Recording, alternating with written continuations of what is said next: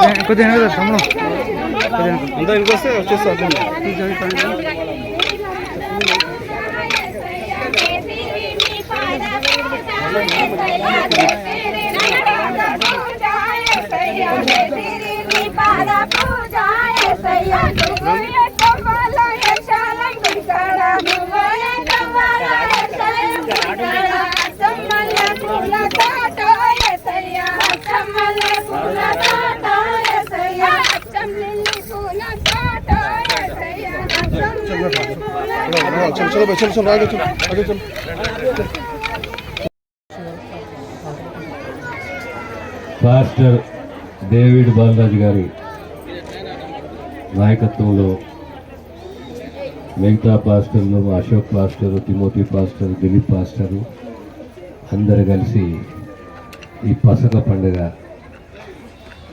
వనభోజనాలు జన్ముడు profit ఓ కారణంతో ప్రపంచానికి వచ్చాడు. కారణం ఏంటి అంటే తన జాతి వారిని, యోధులను ఈజిప్ట్లో బందీలుగా ఉన్నారు, వాళ్ళని విముక్తి చేయాలి, లిబరేట్ చేయాలి, బానిసత్వం నుంచి లిబరేట్ చేయాలి, విముక్తులను చేయాలి. ప్రతిసారి మోజెస్ బై ఫారో అడిగితే ఒప్పుకోడు. ప్రతిసారి ఆ ఈజిప్ట్లో ఉన్న ప్రతి ఒక్క ఇంటిని శాపిస్తాడు భగవంతుడు. ఏంజిల్ ఆఫ్ డెత్ అంటాం మనం. ప్రతి ఇంటిని దాకుతూ పోతుంది. ఎక్కడైతే లేదా గొర్రె రక్తంతో ఆ కడప చిహ్నంగా ఉన్నదో ఆ ఇంటిని తాకకుండా ముందుకు పోతుంది. 10వసారి ఇదే జరుగుతుంది. ఆ తర్వాత ఫారో చెప్తాడు, సార్ మిమ్మల్ని విముక్తి చేస్తున్నా, మీరు వండి అని చెప్పి. అప్పుడు నైలు నది, జీవనది, నైలు మన గంగా నది ఎలానో మన కృష్ణా గోదావరి నది చాలా పెద్ద నది ప్రపంచంలో నైలు నది. ఆ నైలు నదిని దాటుకుంటూ తన ముందుండి తన ప్రజలని, తన జాతి ప్రజలని అందరినీ తీసుకొని నైలు నది దాటి ముందుకొచ్చి ఆ తర్వాత సుమారు 40 సంవత్సరాలు ఆ ఎడారిలో జీవిస్తాడు. మౌంట్ సినాయ్ అని చెప్పి ఒక పర్వతం ఉన్నది. ఆ పర్వతంలో భగవంతుడు నేరుగా మాట్లాడతాడు మోసెస్తో.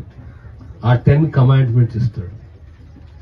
ఇప్పుడు ఇక్కడ ముఖ్య ఉద్దేశం ఏంటి అంటే పాస్వర్ది భగవంతుని నీళ్ళలో ఎంత గొప్పగా ఉంటాయి, భగవంతుడు ఏ రకంగా మనం విశ్వసించాలి.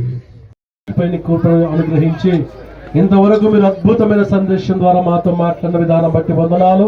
ఇదిగో మా మధ్యలోకి ఆహ్వానించబడ్డ దైవ తండ్రి, ఇదిగో సేవకులైన వారందరి కొరకును, అలాగనే ఇదిగో తండ్రి, అయ్యా మంత్రి వర్యులు దామోదర్ సార్ గారిని బట్టి, వారి టీం అంతటి బట్టి, చేరి వచ్చిన బిడ్డలందరిని బట్టి వందనాలు.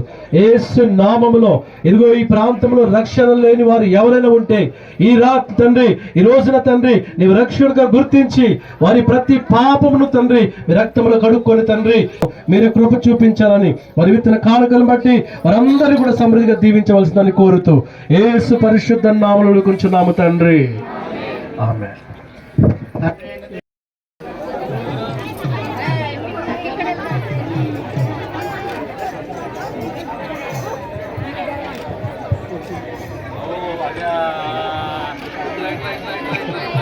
స్నేహితులారా, మరి సార్ గారికి అదే రీతిగా డాకూర్కు చాలా అవినావ భావ సంబంధం సార్ గారికి, మినిస్టర్ సార్ గారికి ఉన్నదని